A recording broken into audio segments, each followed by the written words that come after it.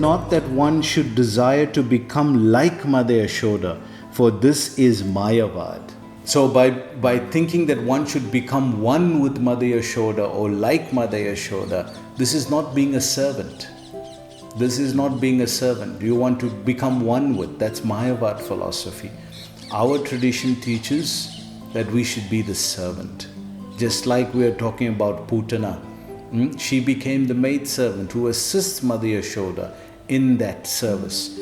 And they enjoy more than the direct person themselves, because they are engaged directly and they are engaged in smaranam. Prabhupada goes on to say, either in parental affection or conjugal love, friendship or servitorship, in any way, we must follow in the footsteps of the inhabitants of Vrindavan. You need somebody to teach you. Just like you learned everything in this world, ABC, 1, 2, 3, from all of that, ABC, language developed and words developed, communication developed, and 1, 2, 3, mathematics developed. So from all of these things, you've learned to combine it in order to understand and work within this world. But it's all an illusion. If you have to learn something like that, it's an illusion. It's a temporary situation. Therefore, it's illusionary. But the spiritual world is permanent. That is the reality. And these pastimes of Krishna is the reality. That's why again and again, it's interesting also how he does the same pastimes again and again, because they bring out that flavor of the rasa in its deepest way. It brings out the deepest aspects of Vatsalya Ras, this pastime. So why should he change it? When it's bringing out the deepest mood. So it's not the Leela in and itself, the activity, but it's the bhava, the emotions that is being brought out by this activity. That is the deeper aspect. So Prabhupada explains how that we must follow an inhabitant of Vrindavan. And for us, that is Srila Prabhupada. Srila Prabhupada ki jai. So he commented once, I have the back door key. So he has the key to Vrindavan and he's giving us Vrindavan. Therefore, we are very fortunate that we have an inhabitant of Vrindavan, somebody who is from Vrindavan, that can introduce us to Krishna and all the devotees there. And that day will be wonderful. Just like in Brihad Bhagavatamrita, Gop Kumar, when he entered Vrindavan, it was in the evening time. And as he entered, he saw the dust cloud of the cows coming in. And from that he remembered, this must be Krishna and the cowherd boys coming. And he was so absorbed, and gradually he entered into Vrindavan in a very deep way until he met Krishna. And then he fainted, met Krishna, fainted 3 times like that. So it's a very deep exchange that happens when the soul finally goes back home and forgets this illusionary sand castles that we're building here. The suffering is because of the illusion. Once the illusion is broken, that's the reality, this is not permanent, this is an illusion. Once you can live by that, that is the real practice of religion, to understand how to deal with the illusion. That is true education. True education means I understand how to work within the illusion. That is true education. Otherwise, you are just being educated to work better within the illusion. Somebody else has created an illusion for themselves and you working to make it real for them. That is life today. But true knowledge, true education is to teach you how to work within that illusion and not be disturbed by it. That is a great person. So he goes on to say, and not try to become like them. Therefore, this description is provided here. So we meditate on them and how they are bringing out the Vatsalya, the parental mood, by the way they are, by the way they dressed, by their activities. They're bringing out the bhava, the mood, the deep mood into how to serve Krishna. You know, we used to meet people that used to say, we know about Krishna, traditional Hindu people. We know about Krishna. Well, my Aji used to do, and they taught me also how to do. Huh? And going on. But is it done in a structured way like this? Or you just do when you feel like, or you just remember when you feel like, and the rest of the time you just absorb in the illusion? Who is cheating who? At the end of the day, you cheat yourself. So by this, we spend more time in developing our relationship with Krishna and serving Him in that, because these pastimes are all eternal. And what is going on in the material, we just do our responsibility. We don't shirk it. We need to be responsible here. Vedic culture means responsible men and women.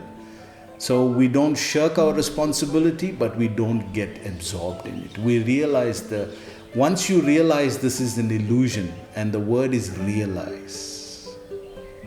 You have to realize it, not just know it philosophically.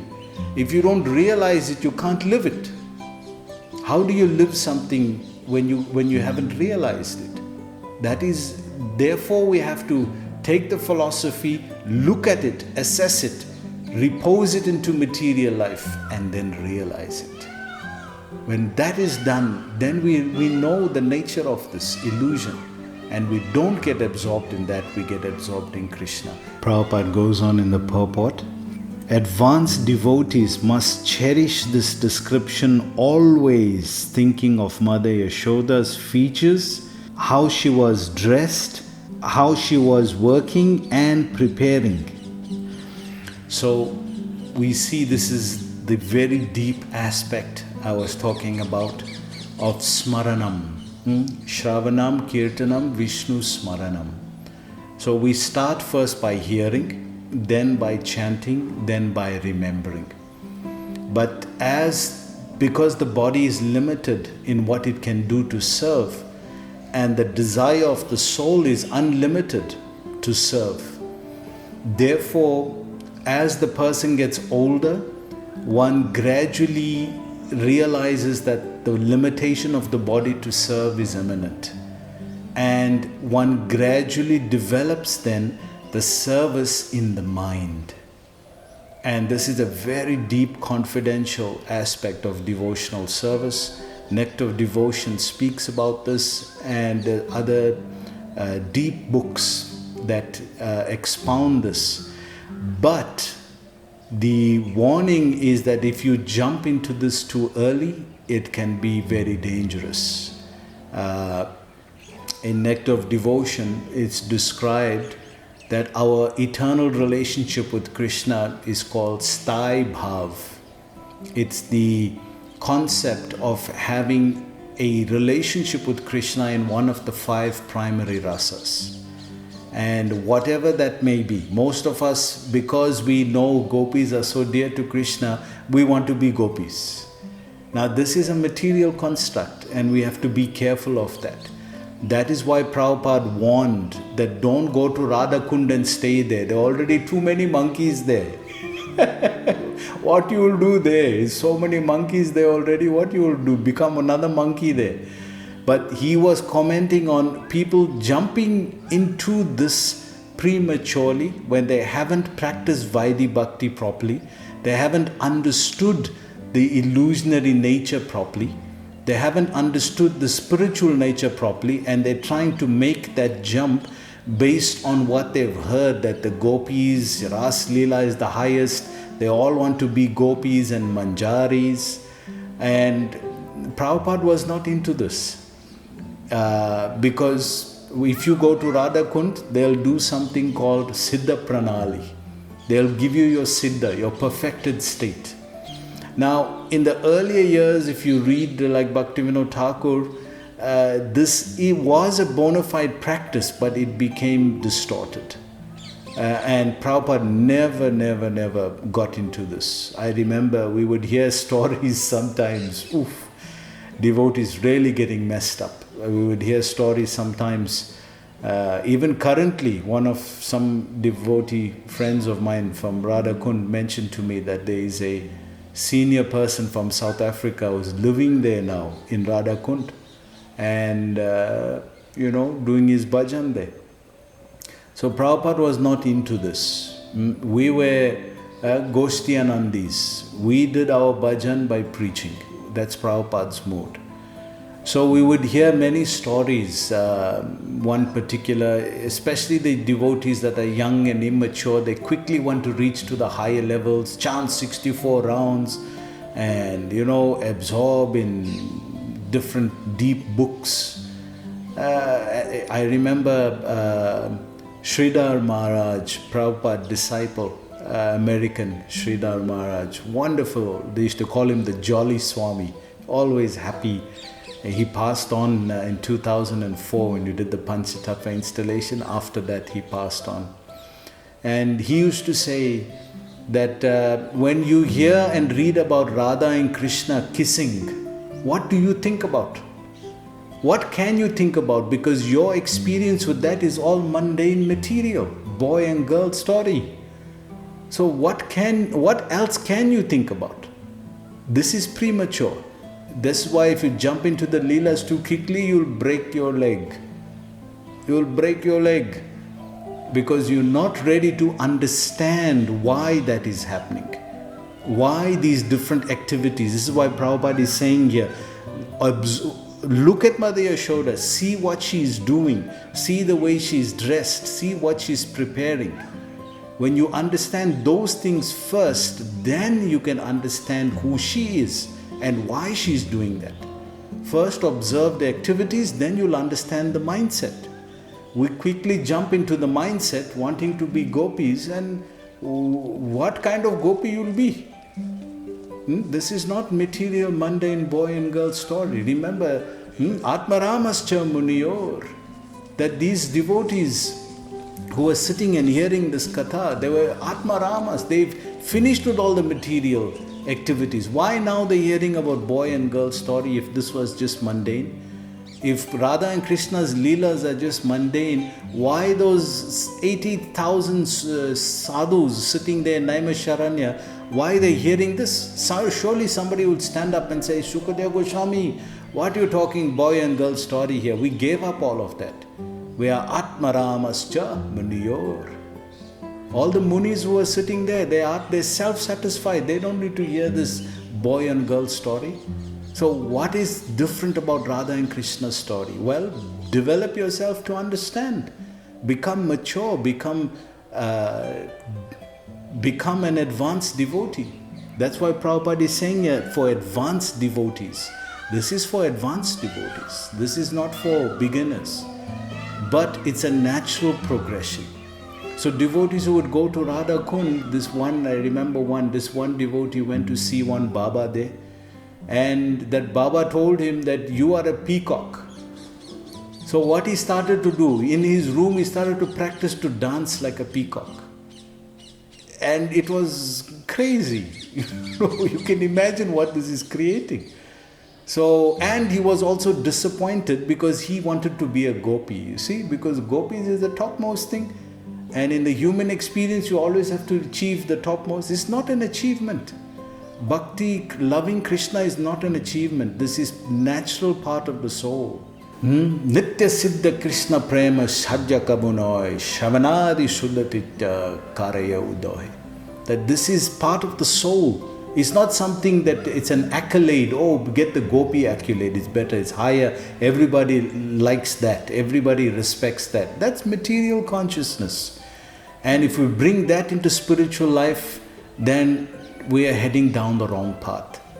So we have to be very careful with this and be very vigilant that we don't, this is why Prabhupada is saying you follow an inhabitant of Vrindavan. You have to follow someone. Mahajana yena gata supanta. You have to follow someone. And if you don't follow, you won't know what to do. How do you know what pleases Krishna? They all perfected the service of Krishna. They know what pleases Krishna. Every motion of theirs in that rasa, like Mother Yashoda, she's perspiring, she's working, she's singing. All these things are bringing out more the Vatsalya Prem from Krishna and from her. So you have to study this very deeply. Don't just jump into it and think you understand Radha and Krishna Leela, you'll break your leg. You have to be very careful. This is a very strong warning, and this is a very strong verse, giving the highest thing but also giving warning. Be careful, this is not Mayavad, and don't jump into this prematurely. Develop yourself through Vaidhi Bhakti, gradually come into Raganuga Bhakti. Following, always have a guru, always have somebody who's teaching you and sharing with you, guiding you through the proper channels of how to achieve this. And as the body gets older, then it's naturally you'll do more service in the mind.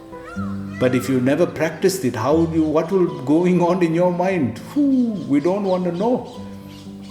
So this is a good chance as a meditation.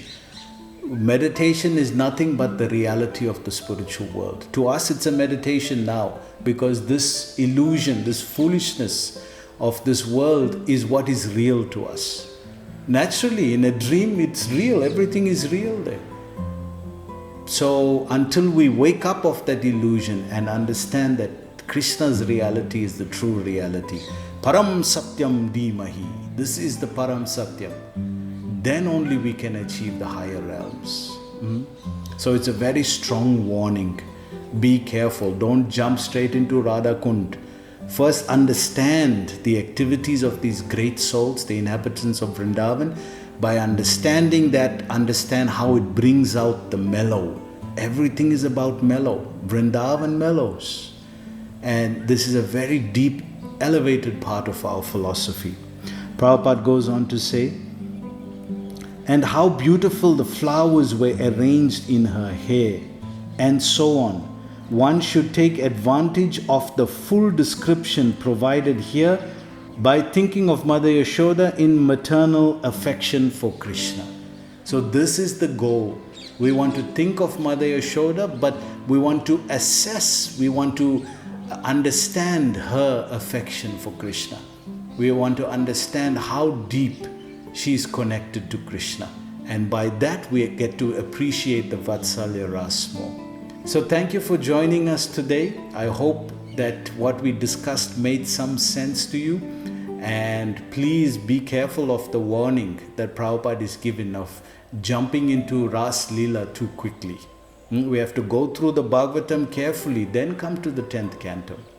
So I hope you have a wonderful Kartik day today. Please join us again tomorrow. Hare Krishna.